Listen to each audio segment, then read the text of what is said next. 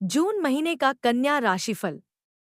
नमस्कार दोस्तों, स्वागत है आप सभी का फिर से आपके अपने चैनल इंस्पिरेशनल स्टोरी पर। दोस्तों चलिए आज का वीडियो शुरू करते हैं। क्या आप सोच रहे हैं कि जून का महीना आपके लिए कैसा रहेगा? तो आइए जान लेते हैं जून महीने का कन्या राशिफल। कन्या राशि में जन्मे जातकों के लिए यह महीना वैसे तो अनुकूल रहने की ही संभावना है, लेकिन महीने के मध्य में आपको अपने स्वास्थ्य का विशेष ध्यान रखने की आवश्यकता होगी, क्योंकि स्वास्थ्य संबंधित समस्याएं आपको परेशान कर सकती हैं। आपकी कोई सर्जरी हो सकती है अथवा आपको किसी प्रकार की दुर्घटना या चोट लगने की समस्या भी हो सकती है, इसलिए अपने स्वास्थ्य का ध्यान रखें। बेवजह की यात्रा करने से बचें, इससे अनावश्यक व्यय होगा और आपको परेशानी होगी। ससुराल पक्ष से कहासुनी हो सकती है। वैवाहिक जीवन में तनाव बढ़ सकता है और जीवन साथी से गलतफहमियां बढ़ने की संभावना रहेगी। उनसे किसी भी प्रकार का झगड़ा करने से बचें। विरोधियों पर आप भारी पड़ेंगे और कोई मामला कोर्ट में विचाराधीन है तो वह आपके पक्ष में आ सकता है। प्रेम संबंधों में प्रगाढ़ता रहेगी। अपने रिश्ते को लेकर बहुत ज्यादा सजग रहेंगे और अपने प्रियतम के लिए बहुत कुछ करेंगे।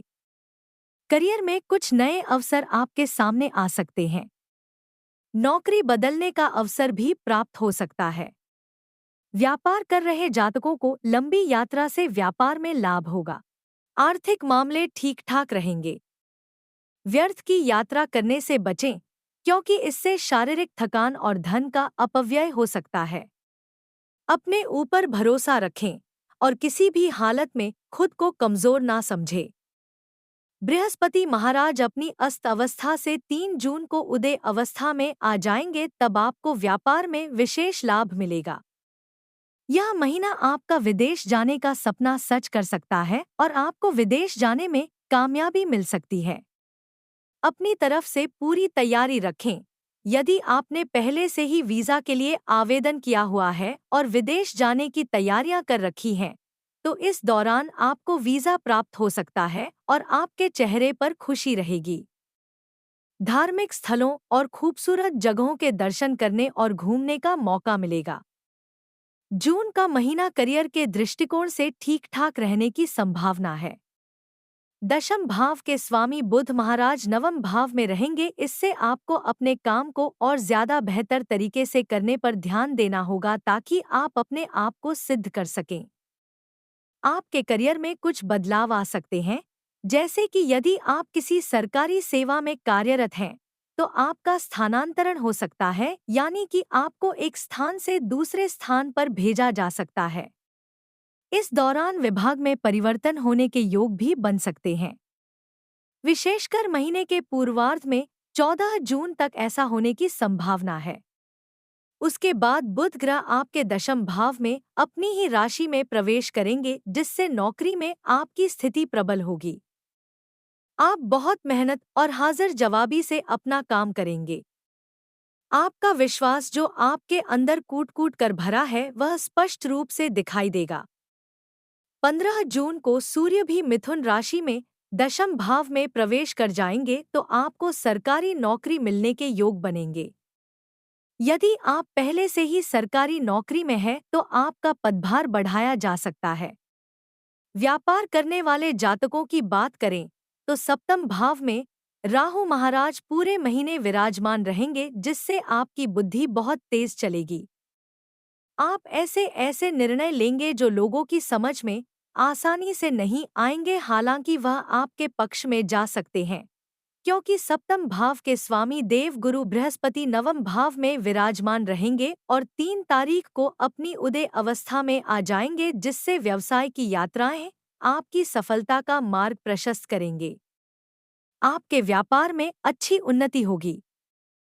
व्यापार बहुत तेजी से उन्नति करेगा और आपको सफलता प्रदान करेगा। आपकी परियोजनाएं पूरी होने लगेंगी और जो काम अटके हुए थे वह भी अपने आप पूरे होने लगेंगे, जिससे आपका व्यापार चल निकलेगा।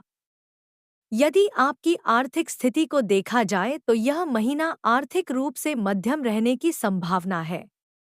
सर्वप्रथम तो छठे भाव में शनि महाराज विराजमान रहेंगे जो वहां से आपके द्वादश भाव को पूर्ण दृष्टि से देखेंगे। इससे आपके खर्चों में बढ़ोतरी होगी।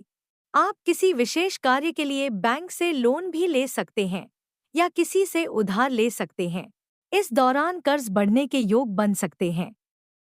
आपको हिसाब किताब लगाकर यह ध्यान देना चाहिए कि कितना कर्ज लेना आपके लिए लाभकारी होगा। कहीं ऐसा ना हो कि जरूरत से ज्यादा कर्ज लेकर आप बाद में उसे चुकाने के लिए परेशान हों।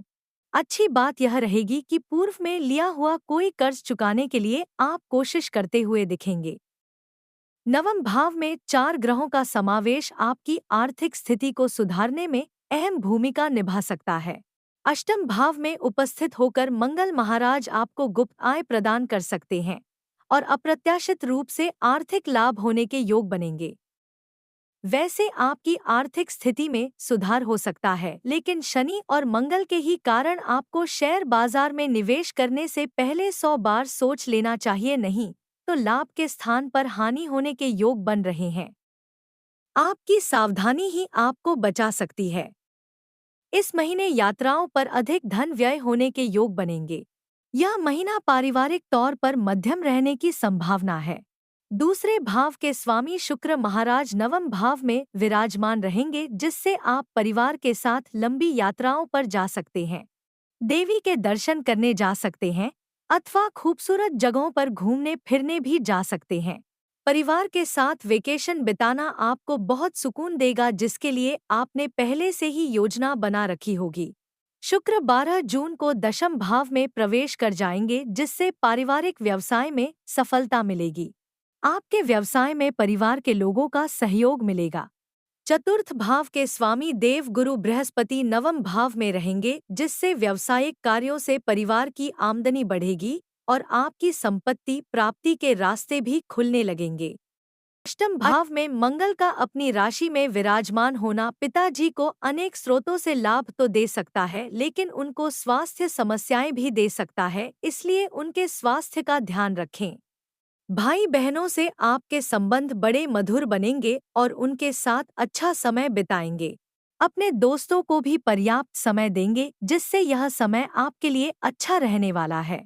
आपको स्वयं को अकेला समझने की आदत से बचना होगा, क्योंकि आपकी राशि में उपस्थित केतु आपको बार बार ऐसा सोचने के लिए मजबूर करेगा। आपको उसके अधीन नहीं होना है, बल्कि सबके साथ मिलजुल कर रहना है। इससे आपका पारिवारिक जीवन भी खुशहाल रहेगा। स्वास्थ्य के दृष्टिकोण से यह महीना कुछ कमजोर रहने की संभावना दिखाई दे रही है, इसलिए आपको सावधानी से काम लेना होगा। एक तरफ तो शनि महाराज छठे भाव में विराजमान होकर किसी गंभीर बीमारी के पनपने का संकेत देते हैं। यदि आप अनुशासित होकर अपनी दिनचर्या का पालन नहीं करेंगे और अपने स्वास्थ्य के प्रति लापरवाही बरते हैं, तो यही शनिदेव आपको स्वास्थ्य कष्ट दे सकते हैं और लंबी चलने वाली कोई बीमारी जन्म ले सकती है। इसके विपरीत यदि आप अपनी ओर से सावधानी रखते हैं, तो शनिदेव की कृपा से आपकी उस बीमारी से आपको छुटकारा मिल सकता है।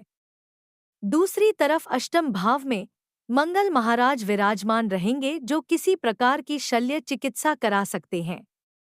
इस दौरान रक्त संबंधित समस्याएं परेशान कर सकती हैं, क्योंकि मंगल के ऊपर शनि का प्रभाव भी होगा। आपको रक्तचाप अनियमित होने या रक्त की अशुद्धि जैसी समस्याओं का सामना करना पड़ सकता है। इस दौरान किसी प्रकार की चोट लगने या दुर्घटना होने की संभावना भी बन सकती है, इसलिए वाहन सावधानी पूर्वक चलाएं और नियंत्रित गति सीमा के अंदर ही चलाएं। ऐसा करने से आप बहुत हद तक समस्याओं से बच सकते हैं। महीने का उत्तरार्ध अपेक्षाकृत अनुकूल रहेगा और तब स्वास्थ्य में सुधार हो सकता है। इस महीने आपको नेत्र रोग, पेट से जुड़ी समस्याएं और शारीरिक चोट आदि लगने की संभावना बन सकती है।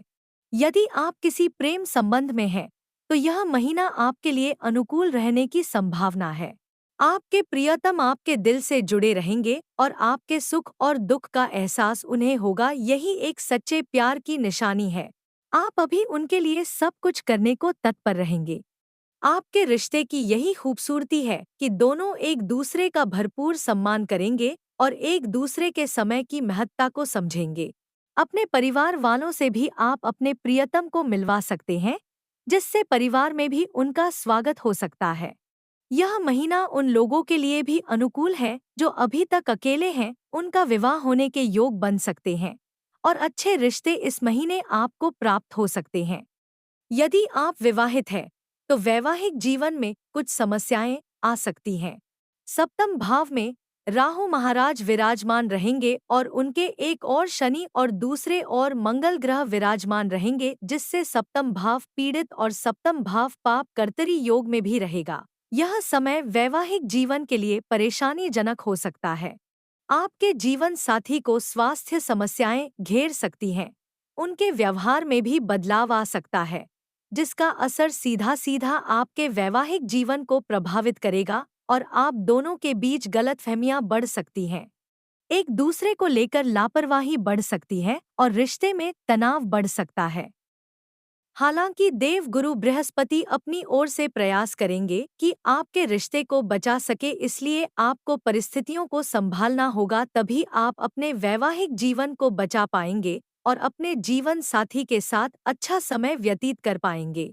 संतान की ओर से कुछ सुखद समाचार मिल सकते हैं, लेकिन अपनी संतान से मित्रवत व्यवहार करें, क्योंकि कड़वे वचन बोलने से वह आपको जवाब भी दे सकते हैं जो आपको अच्छा नहीं लगेगा। पारिवारिक सामंजस्य आपके वैवाहिक जीवन को सुखी बना सकता है। जून महीने का कन्या राशि वालों के लिए उपाय। नंबर 1, आपको शनिवार के दिन चींटियों को आटा डालना चाहिए। नंबर 2, बुधवार के दिन गौ माता को भीगी हुई साबुत मूंग अपने दोनों हाथों से खिलाएं। नंबर 3, बुधवार के दिन किन्नरों से आशीर्वाद अवश्य लें। नंबर 4, शुक्रवार के दिन छोटी कन्याओं को सफेद मिठाई बांटें। प्रिय दोस्तों, आज की हमारी वीडियो आपको कैसी लगी हमें कमेंट करके बताएं। अगर आपको हमारी वीडियो अच्छी लगी हो तो कमेंट बॉक्स में जय मां दुर्गा जरूर लिखें।